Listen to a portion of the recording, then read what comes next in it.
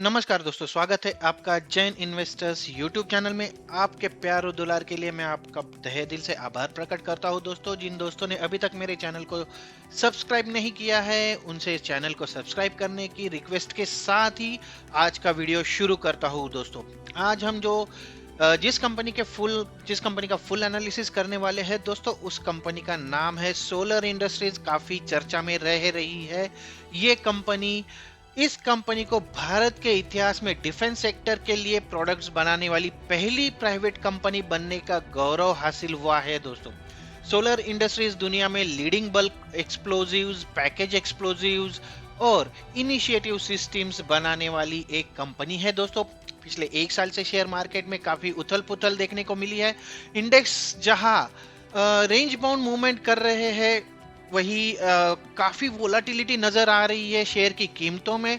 तो ऐसे में कई महीनों से चल रही जो एफआईआई की बिकवाली थी, वोलेटिलिटी और ओवरऑल जो निगेटिव सेंटीमेंट चल रहा था मार्केट का, उसके बीच अगर कोई आशा का किरण है तो ये कंपनी आप देख सकते हैं इस कंपनी को, क्योंकि इसने पिछले एक साल में अपने इन्वेस्टर्स को काफी दमदार रिटर्न दिया है। दोस्तों, आज हम देखेंगे कंपनी के बिजनेस के बारे में, कंपनी के पास परफॉर्मेंस के बारे में, फाइनेंशियल्स के आंकड़ों पर नजर डालेंगे, कंपनी के strong points, weak points, positive negatives की बात कर लेंगे, फ्यूचर प्लान्स के बारे में बात करेंगे और जानेंगे कि कंपनी के शेयर की टारगेट प्राइस कहां पर सेट हो रही है। दोस्तों, तो आइए शुरू करते हैं आज का वीडियो। सबसे पहले देखेंगे कंपनी के बिजनेस के बारे में।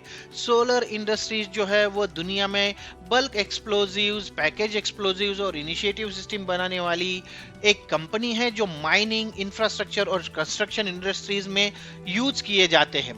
सोलर इंडस्ट्रीज ने 2010 में डिफेंस सेगमेंट में भी कदम रखा और मिसाइलों और रॉकेट्स के साथ साथ वॉरहेड्स और वॉरहेड विस्फोटकों की मैन्युफैक्चरिंग शुरू करके अपने प्रोडक्ट पोर्टफोलियो को डाइवर्सिफाइड बनाया, उसको इसका विस्तार किया। दोस्तों, कंपनी की उपस्थिति 51 से ज्यादा देशों में है। इसके साथ साथ ये कंपनी दुनिया के लीडिंग विस्फोटक निर्माताओं में से एक है, जहां अगर आप यहां पर देख पा रहे हो तो 3,948 करोड़ रुपए से ज्यादा का रिवेन्यू कंपनी ने कमाया है और मार्केट कैपिटलाइजेशन काफी ज्यादा है इस कंपनी का। तो चलिए आगे बढ़ते हैं और आगे बढ़ के नजर डाल देते हैं प्रोडक्ट पोर्टफोलियो पर। कंपनी के जो प्रोडक्ट है उनके प्रमुख दो सेगमेंट्स है, जिसमें इंडस्ट्रियल एक्सप्लोजिव्स और रक्षा या डिफेंस का सेगमेंट है। अगर इंडस्ट्रियल एक्सप्लोजिव्स की बात कर ले तो जैसा कि मैंने पहले ही बताया कि package explosives, bulk explosives, initiative system ये कंपनी के मेन प्रोडक्ट्स है। इस कंपनी द्वारा निर्मित विस्फोटकों का उपयोग जो है वो माइनिंग उद्योग से लेकर आवास और रियल एस्टेट उद्योग तक कई तरह के सेगमेंट में किया जाता है।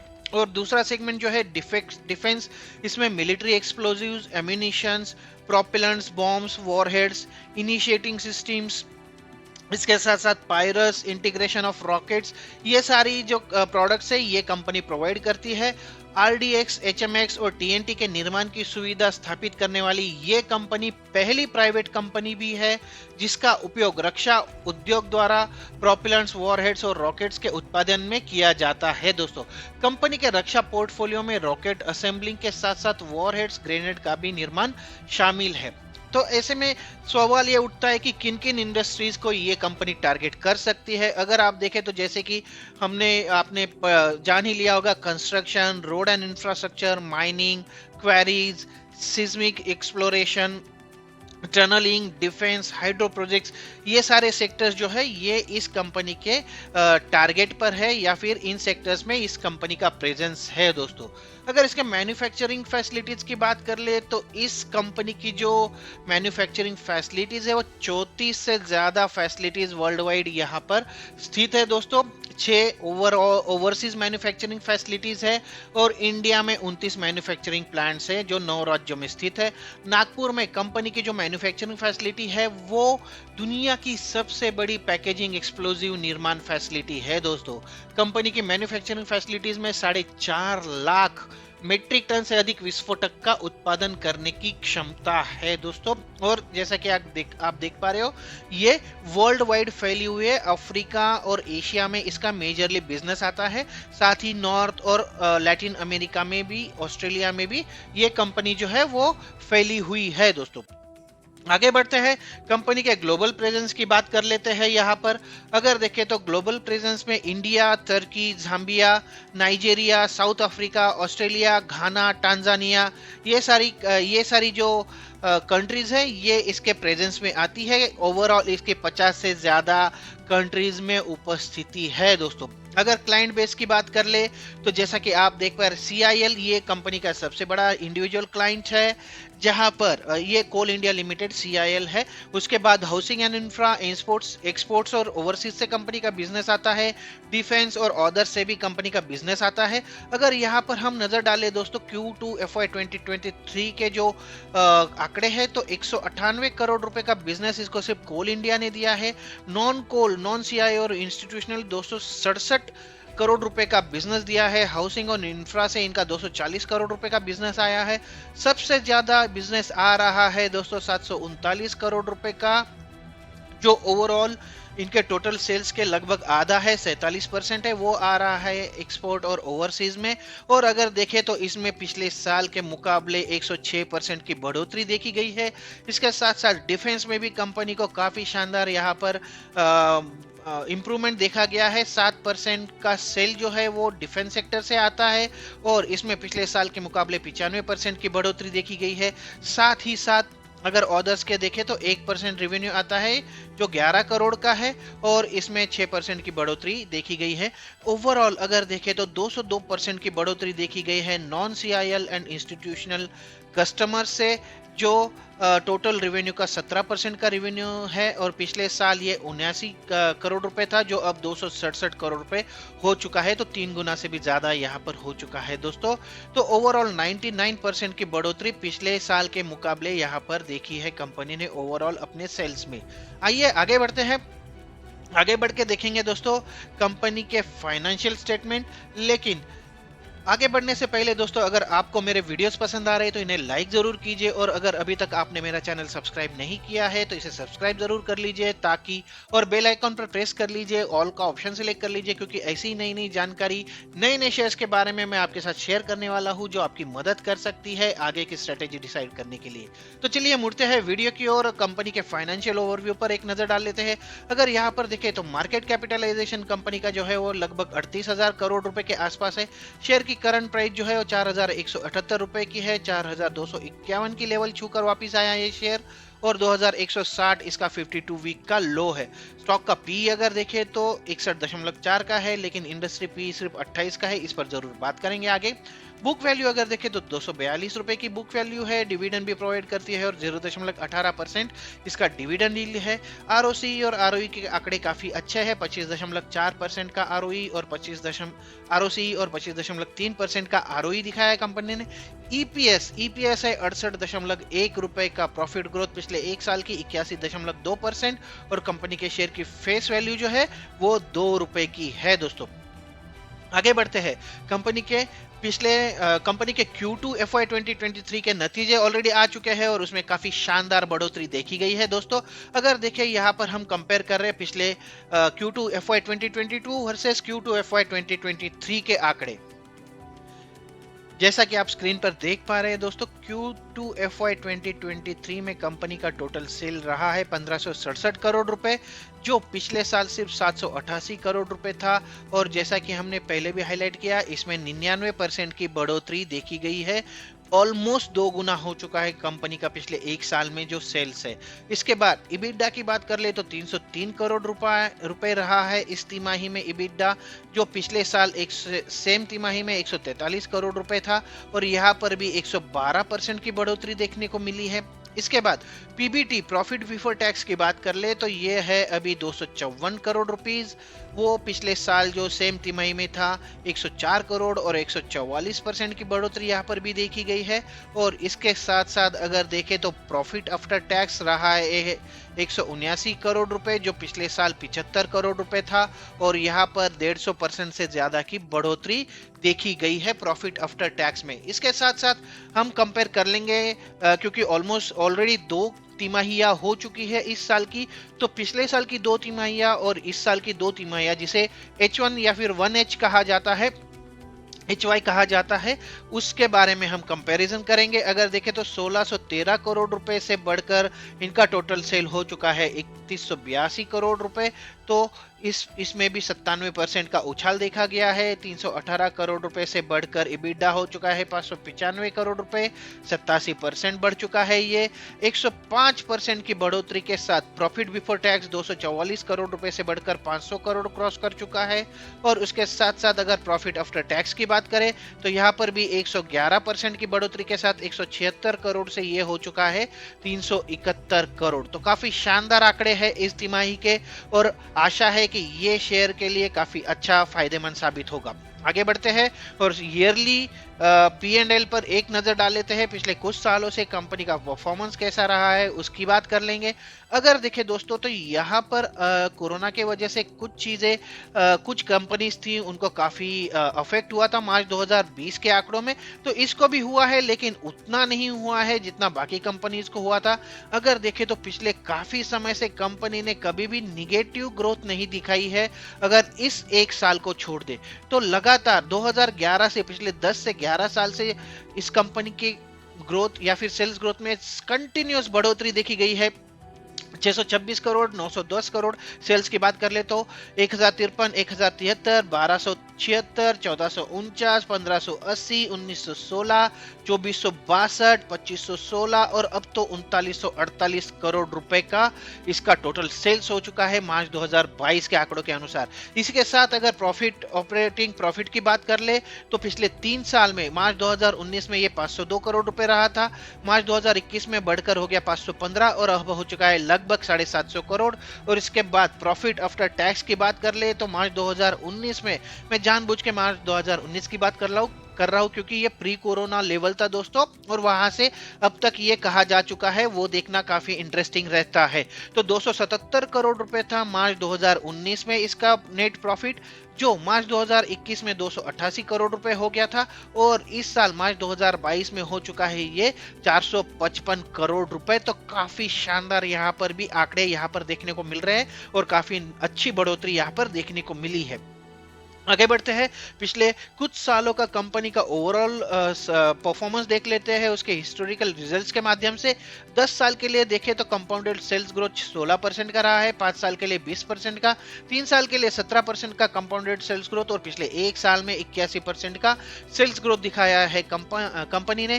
कंपाउंडेड प्रॉफिट ग्रोथ की बात कर ले तो 16% 10 साल के लिए, 19% 5 और 3 साल के लिए, और पिछले एक साल में 81% का प्रॉफिट ग्रोथ। इसके बाद स्टॉक प्राइस CAGR की बात ले तो 36% 10 साल के लिए stock price CAGR phenomenal number है मेरे हिसाब से। 31% 5 साल के लिए बहुत ही अच्छा नंबर है। 3 साल के लिए 59%, ये भी काफी शानदार नंबर है, और पिछले एक साल में 67% का स्टॉक प्राइस CAGR रहा है। और अगर रिटर्न ऑन इक्विटी की बात कर ले तो यहाँ पर भी शानदार नंबर से यहाँ पर दिखाया है, 5 साल, 3 साल और 10 साल के लिए ये कंसिस्टेंटली 22% का ROE दिखाया है कंपनी ने, और पिछले एक साल के लिए इसने 25% का ROE दिखाया है।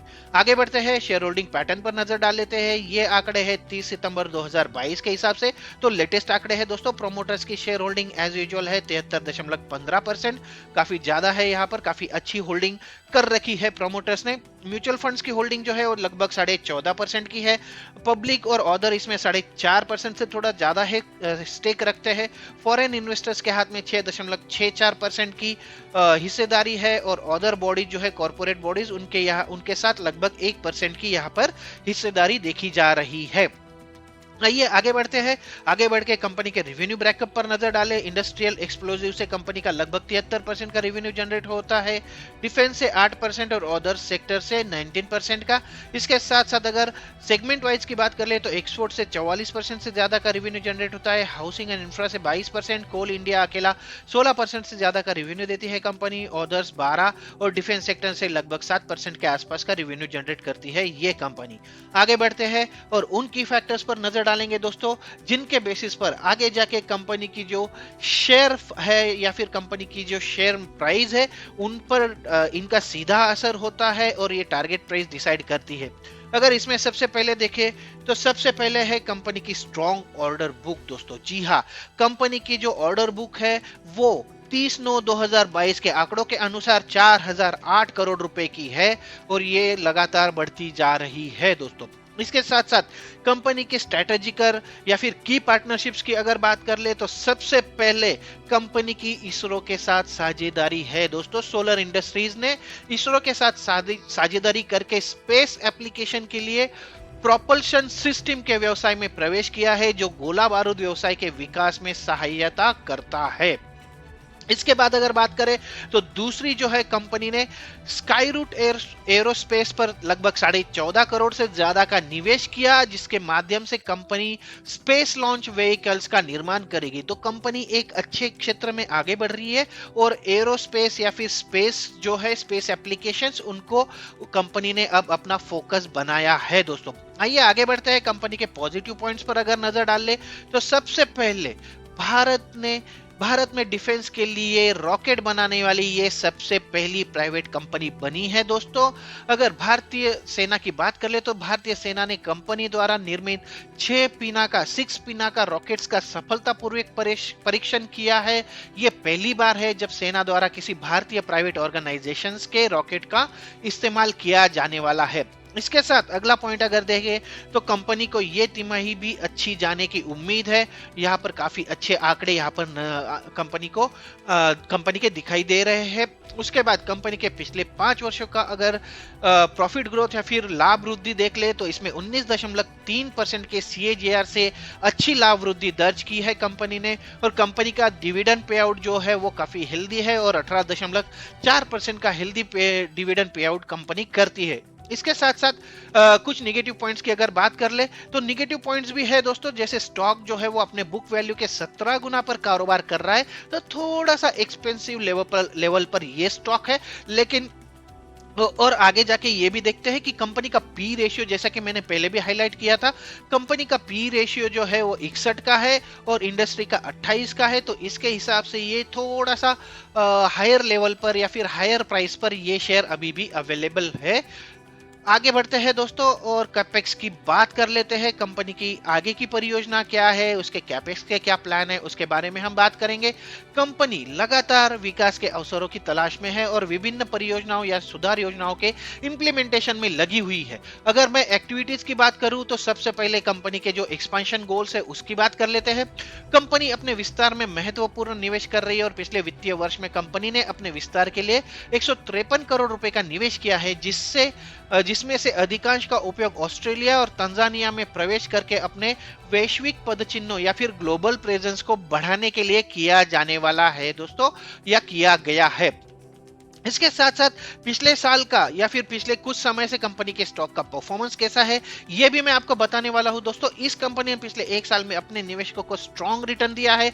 1 साल पहले इस शेयर की कीमत जहां 2500 रुपए के आसपास थी, वही अब यह 4178 रुपए पर पहुंच चुका है। इस तरह इसने एक ही साल में 67% से अधिक का रिटर्न दे दिया है। पिछले कुछ महीनों से चल रही बिकवाली और ओवरऑल नेगेटिव मार्केट सेंटीमेंट जो है उसका इस कंपनी के शेयर पर बहुत ज्यादा असर तो देखने को नहीं मिला है और पिछले सिर्फ और सिर्फ 6 महीनों में इस शेयर की कीमतें 62% से बढ़ चुकी है। इसके बाद पिछले 3 महीनों की बात कर ले तो इस कंपनी ने अपने शेयर होल्डर्स को 49% का रिटर्न दे दिया है दोस्तों।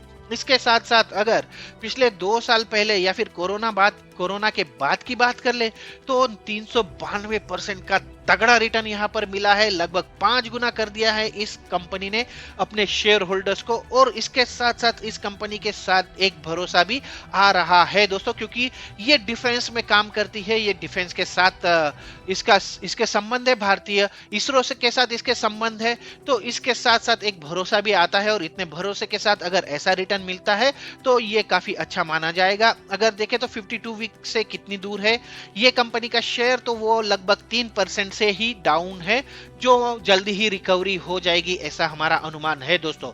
आइए आगे बढ़ते हैं और कंपनी के शेयर की टारगेट प्राइस पर एक बार नजर डालेंगे।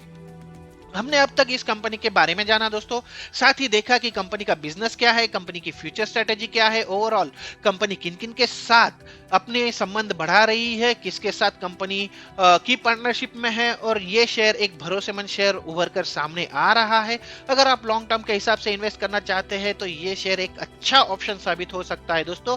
अगर सारे फैक्टर्स को कंसीडर करें तो बहुत ही प्रिजर्व नंबर्स में यहाँ पर बताने जा रहा हूँ। एक साल में ये शेयर जो है वो कम से कम 35 से 40% की बढ़ोतरी तो दे ही देगा दोस्तों, और जो कि बहुत ही अच्छा भरोसेमंद होने के साथ साथ इतनी अगर दे दे तो ये काफी अच्छा साबित हो सकता है। और शेयर की प्राइस जो है वो 5400 से 5800 की लेवल जरूर छुएगी, ऐसा हमारा अनुमान है दोस्तों।